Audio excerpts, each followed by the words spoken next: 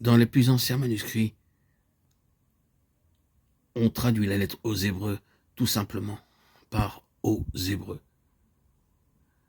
Mais nous comprenons que cela signifie aux chrétiens hébreux ou aux chrétiens qui, au point de vue naturel, étaient hébreux.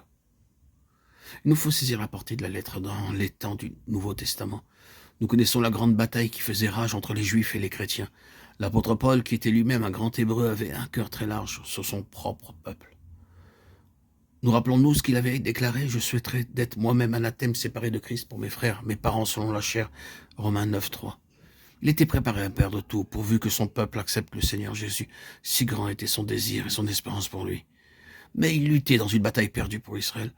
Et dans le dernier chapitre du livre des Actes, nous trouvons Paul abandonner cette espérance. Sachez donc que ce salut de Dieu a été envoyé aux païens. Ceux-là l'écouteront. Acte 28, 28. Il dit en fait, puisqu'Israël ne veut pas entendre, nous l'abandonnerons.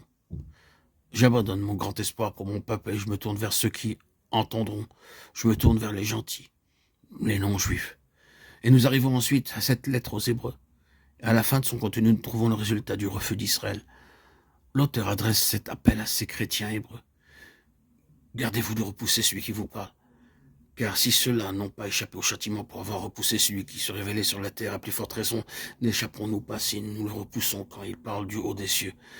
Or, ces mots, encore une fois, indiquent la transformation des choses, qui, par cela même qu'elles ont été créées, seront un jour ébranlées, afin que subsiste ce qui est inébranlable. Ainsi, puisque nous avons en partage un royaume inébranlable. Hébreux 12, 25, 27 et 28. Ces paroles renferment le jugement final sur les Hébreux qui ont rejeté Christ. Cet ébranlement dont il est parlé désigne en premier lieu la destruction qui allait tomber sur Israël. Et l'an 70, après Jésus-Christ, et après lequel Israël fut laissé sans pays, sans ville, sans temple, sans gouvernement. Tout fut ébranlé au point de tomber entièrement. C'est le résultat du refus d'écouter celui qui parle du haut des cieux.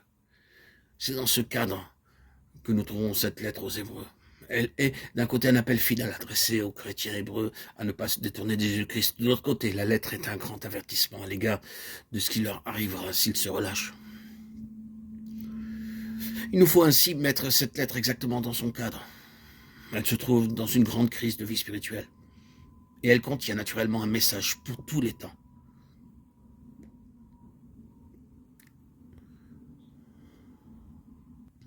Nous pourrons voir la place élevée que cette lettre donne à Jésus.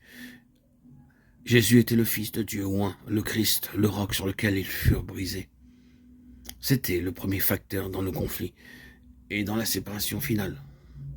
Il faut toujours nous souvenir que tout et chacun est éprouvé par la place qui est donnée à Jésus-Christ. Si quelqu'un s'approche de nous avec le désir de nous faire accepter un système d'enseignement en s'appuyant sur de merveilleux arguments et en employant beaucoup de passages de la Bible, que ferons-nous à cet égard? Il est possible que nous ne pourrons pas répondre à ces arguments et que nous ne pourrons pas même répondre à un passage des Écritures par un autre passage. Mais il y a une chose qui touchera toujours le cœur de la question. Quelle place donnez-vous au Seigneur Jésus-Christ? Lui donnez-vous la place de Fils éternel de Dieu? Tout tiendra ou tombera sur cela. C'est la place donnée au Seigneur Jésus qui est la base de tout et de chacun.